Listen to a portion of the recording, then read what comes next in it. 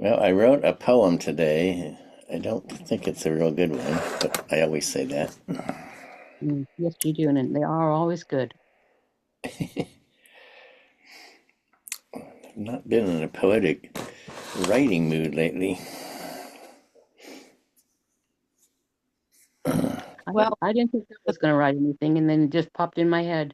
honestly, that'll change for you, John. Sun is in Gemini, and then Uranus just went into Gemini, so you'll get sudden inspiration. Oh, great. Uh, okay. I'll be writing superficial poems. Right. And set transcendental. Well, we had some funny, speaking of weather, we had some winds we don't get very often, but it was from the interior, which are hot winds, which is kind of dangerous around here because it means there could be fires. I think there were a few fires, weren't there, Yeah, Barbara, around? there were. Yeah, but luckily, I think it's shifting again.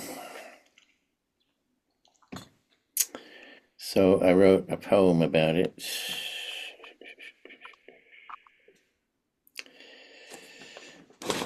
One of my numbered poems, because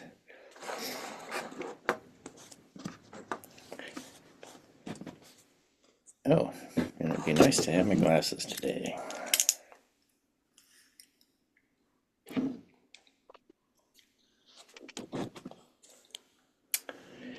This morning, gusty winds came. I thought now the cool fog will blow in from the ocean, but something seemed different. This is a hot wind coming from inland, fire wind. Around here, we have a love-hate for the fog. Sometimes it comes in and cools after days of heat. Then, like a friend who won't leave, we bemoan the days of gray cold, a cold gray, when we want the summer heat. Number 3. Now we want that sometimes annoying friend back. This hot wind is the angry friend that wants heat and passion and the danger of conflagration. Now we prize our cool, steady friend, even though he's not always charming. 4. Now the wind has changed. We can see the gray wisps under the Golden Gate. Things are back to normal. Things are perfect. Plenty of sun and nearby the tempering freshness of fog. I think that's your best numbered poem that I've ever heard you read. Really? Yep. Wow. Oh, goodness. Okay. I thought the metaphor was a little tortured there between the wind and friends, but I don't know. But thank you for that. Definitely put that in your next book. Oh, well, that's good. Nice to know. Okay. I'm almost could have collected enough for a book, I think.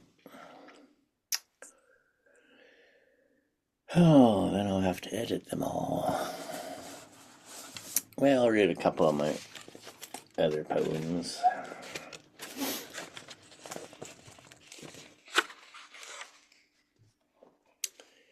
Trees. I'm visiting a friend in Idaho. We decided to take a road trip out through the mountain valleys. It is beautiful, but also sad. So many trees burnt. So many of the trees are burned. When we get to the high country, the trees are small. Looking up at the jagged sawtooth mountains, there are no trees. We stay in a mountain cabin beside a lovely creek running through a meadow. I try to write a poem, but sometimes it just won't happen. From the high country, we travel to southern Idaho. Here is high, dry desert. No trees are planted. No trees that aren't planted grow here. The powerful Snake River travels through brown landscapes. In this vastness, no words arise either. Now back in Boise, in the backyard, I'm watching my friend pick apples off a tree and put them in a basket. The scene is simple and not so grand. He gives me one and I bite into it. Now suddenly the words rise in me, like nutrients being sucked up from roots. My eyes turn inward. I am a pine tree growing on a rocky hillside. I can see all around me. Most of all, I can feel all my roots and branches. I'm home and I know it. I love that. Yeah.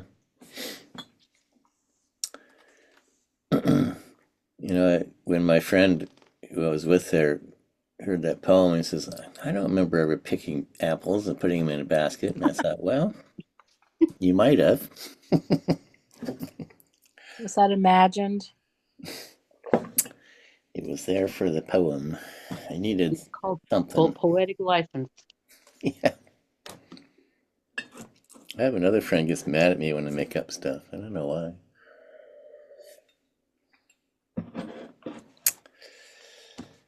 Oh, well, the next one is about that one about my mom. I guess I can read that one. I've read it before. Mom, Mom, Dad told me you wrote poetry when you were young. I wish I had seen them. You left this world early at 59. I was far away in Asia at the time.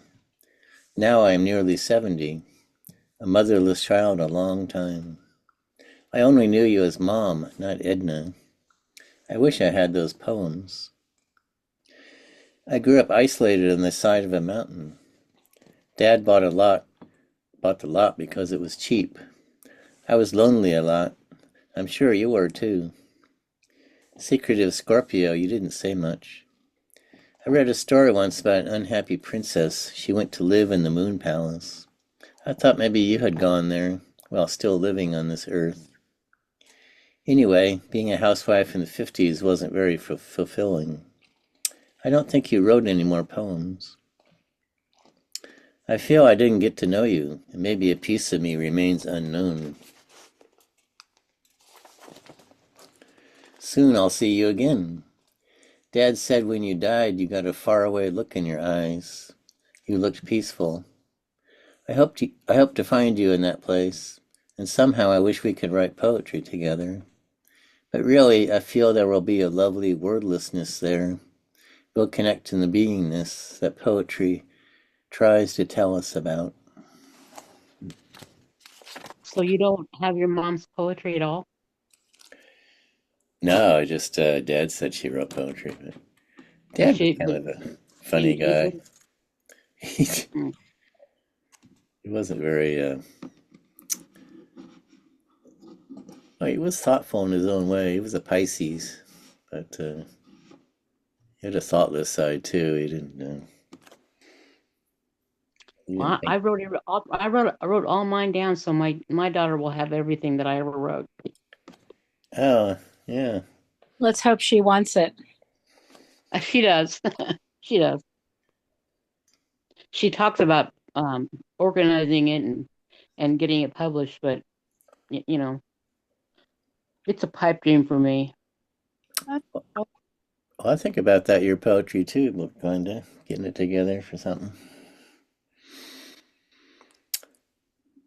I wouldn't Okay. even know where to start. Huh? I wouldn't even know how to begin. Yeah, It's it I bet you have so many though. Wow. yeah, that's what I mean. I've got I started writing when I was 13 and about to turn 75, so that's a lot of years of poetry. Wow. I don't think I wrote things down until maybe 10 years ago. Hmm. I was a very introverted person when I was a teenager, so I wrote all the time. Yeah, I was introverted too. I think that's a pretty common trait of writers.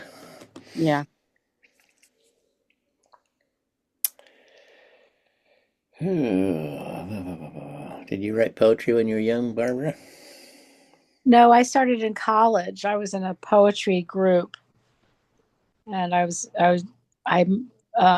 had a double major, psychology and creative writing, and I had a very influential poet in a poetry group, and just started going to that, and that's when I started writing. Hmm. Oh, That's interesting. I had a poetry class in junior college, and that kind of got me into poetry. I never had a poetry class. I did a lot of literature classes, but no poetry. Hmm. I'm self-taught, I guess. Cool. That's really cool. Have you ever published anything, Glenda? No, nope. Really? When I I came have to, when I I have came to, bunches. go ahead. I'm sorry. That's it. I have a lot of poetry. If I write a poem a week times that many years, that's how much poetry I have. Wow. Yeah. And did you read a lot of poetry before you started writing? Nope. No. No, I just like I said, I was very introverted, and I would like in the middle of the night start writing something down, and then it would like flow out of me, and Mm, that's when I learned that it was cathartic for me to write. yeah. Hmm. Well, you sound like you've read a lot of poetry.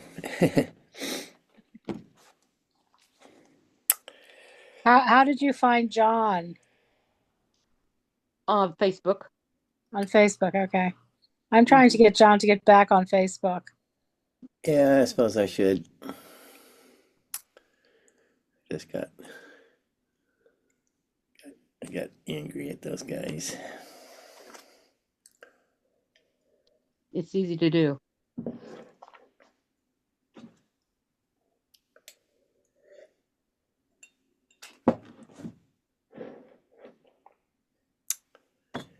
Well, speaking of Glenda's poetry, she sent me one.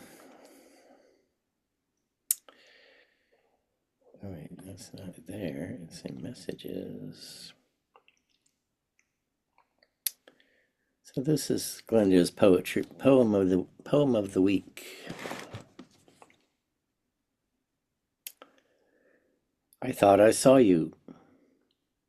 I thought I saw you. You were walking in the rain, and you bent to address the honeysuckle blooms we planted together 1,000,000 years ago. You passed by my window through a mist of my memories. It reminded me of our dance amongst the starshine and laughter. Though we could never erase the days left behind, we still can embrace this moment in time. As I watched you beckon me to join in your walk, I rustle to the leaves that whisper each step. I thought of the days that could never have ended, yet somehow were finite at the end of it all. We thought forever would be ours to hold. Instead, I had memories to gather and sort, searching for the moment it all fell apart. It left me here watching through a window of tears, sifting through pictures that drift through my mind, splashing in puddles of forgotten refrain. When I thought I saw you dancing in the rain. Wow, that kind of choked me up a Right. little bit. I like that. Thank you. That's beautiful. Wow. Thank you. It's a little bit about my father and a little bit about my late husband. Oh yeah, I was thinking about your husband. Yeah. Mm. Hmm. Well, the honeysuckle part is from my dad. Yeah, yeah.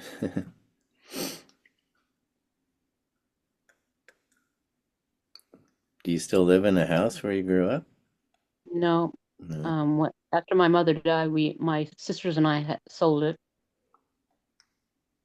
Hmm.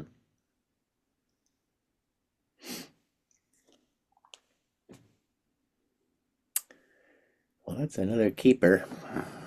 Hmm. Dancing in the rain. In the beginning, he was walking in the rain, and in the end, he was dancing in the rain. That's why I put the stars around it. You have that sort of warm rain back there. It's nice to walk Mm. in. Whenever it Yeah. rains here, it's just cold. Yeah, well, you guys also think 70 is cold, so What was that? you guys also think 70 is cold. No, not 70. Maybe No, it, we're colder here, Glenda. We go down to 60s, 50s. I think Oh, tonight okay. I think tonight is going down to 50s actually. Um, you know, here, I don't think. Go ahead. the thing we have is this cold fog in the summer, so sometimes it doesn't even feel like summer. Mm, It's a weird trade-off from being too hot to having that cold fog all the time. Especially Yeah, where I live. Barbara lives not too far away, but it's less foggy there. yeah, I live in the best area, but we call it June gloom when the fog comes in summer. What's that famous line of Mark Twain? The coldest winter I ever spent was a summer in San Francisco. Right. yeah.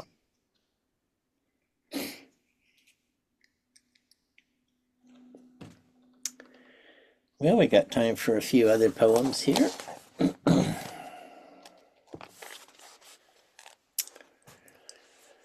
Well, this is Machado. This is a kind of a sad poem, but anyway, it popped up. The wind one brilliant day called to my soul with the aroma of jasmine. In return for this jasmine odor, I'd like all the odor of your roses. I have no roses, I have no flowers left now in my garden. All are dead. Then I'll take the waters of the fountains and the yellow leaves and the dried up petals. The wind left. I wept. I said to my soul, what have you done with the garden entrusted to you? Mm. That's a powerful poem.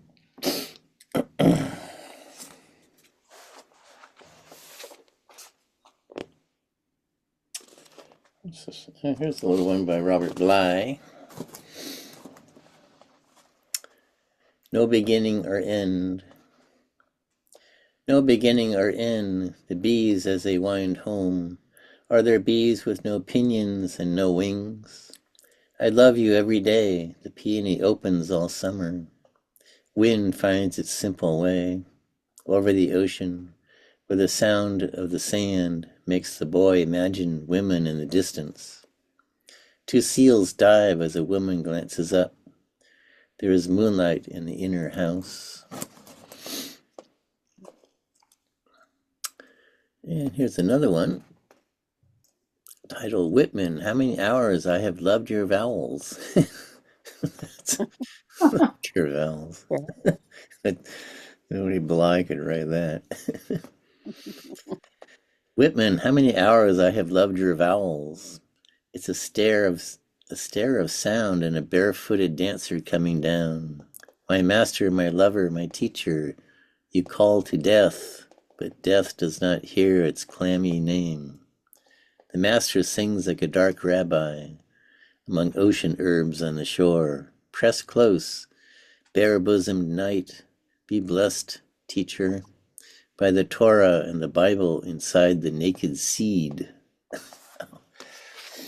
Yeah.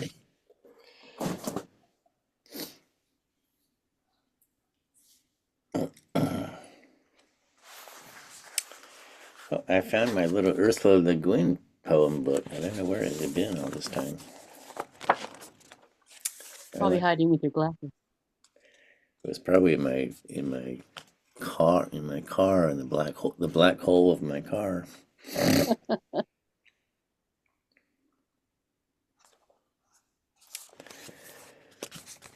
Oh, what's I gonna read?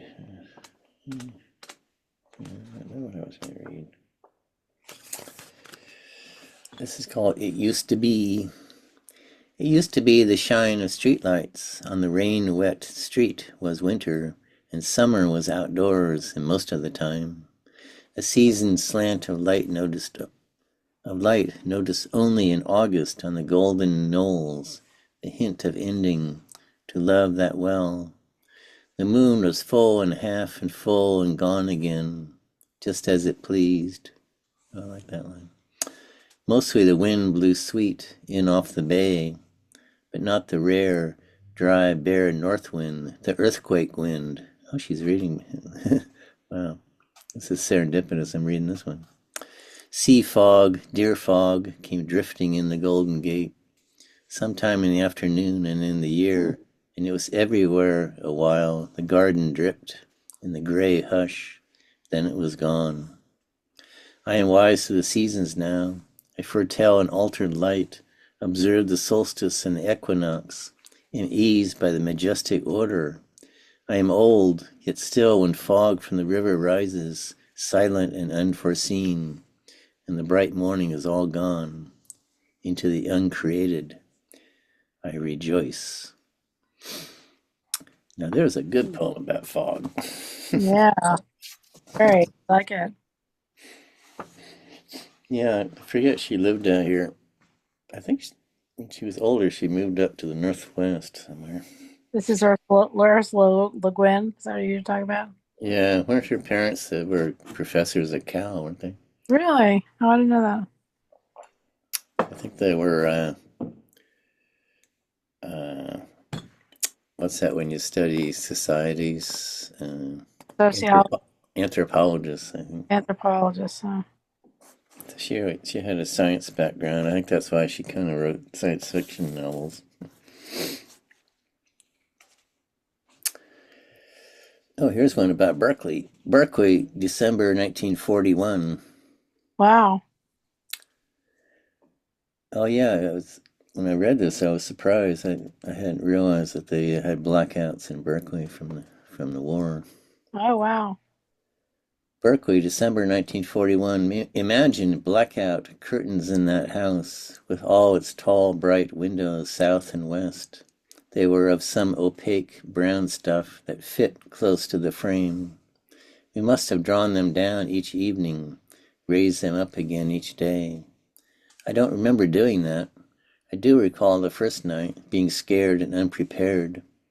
Only my parents' bedroom had any curtains, and hardly thick enough to hide a light from enemies in air above the sea. So in the dark house, the dark city, we all seven sat there around the Franklin stove in the warm cave, a single candle built from shadows within it with its flame. And Alfred read the Bible to us. We were as irreligious as coyotes, and I don't know what he read, but it was great and grave and suitable to that strange night, the first night of a war. And I remember when we took the blackout curtains down years later, how we stood a long time looking at the patterned lights of our bright cities and the first calm stars. Beautiful. I Yeah, love the ending. yeah. Yeah, there was that fear of the Japanese would just keep on going to the West Coast.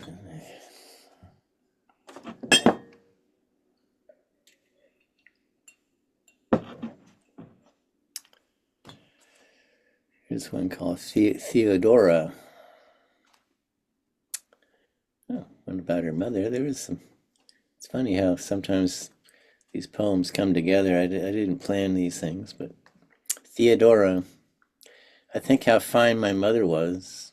Her doings and her things were lovable. Her turquoise bracelets. Oh, my mother loved turquoise too. Her violet dinner dress in a jeweled waist. The way she was the way when she was undressing, she'd go around with her nylons unhitched. I think of all this now with tenderness and comfort in the recollection. Oh, I was so angry at her when she died, for dying, but at last that's gone, and she comes to me again with silver and turquoise on her wrists in the sunlight. Wow. That's beautiful. Yeah, yeah. That is this. My mother loved turquoise. It was one house she lived in. She painted all the woodwork turquoise. Oh, wow.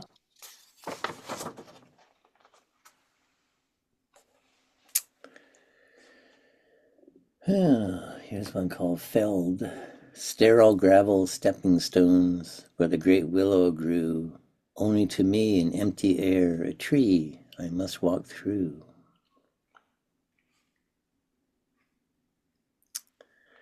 Rift. Looking at you over on that other side of the rift that we decreed between us, I'm scared to see how hard, how fast the run of years scours such a channel. Miles across now, I can't tell how deep. Talking, laughing in the shade of the cedars, bright and broad at the wide bend. That was a kinder river where grace was. Still the shadowy sunny water from a spring. The color of peacocks is flowing on down through the forest, a long way from this desert canyon. Talking, laughing in the shade of cedars.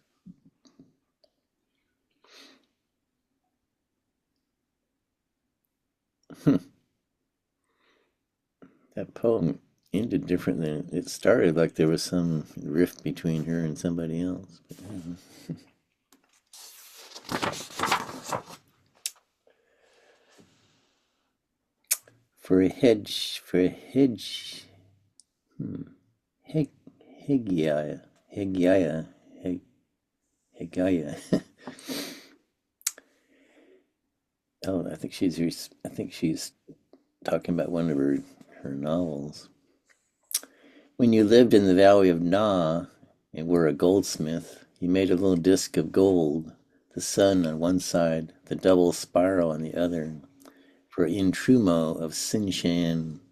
After you left, she wore it on the golden chain, the rayed sun shining outward, the hinge of the spiral hidden against her throat. Pretty soon she'll follow you through that open doorway, and coming by your workshop by the bank of the river Na, smile to see you working. So you are here, you'll say, and she, go along easily, Hegiah of my heart. I left your son there in the other valley for us to find someday. Oh.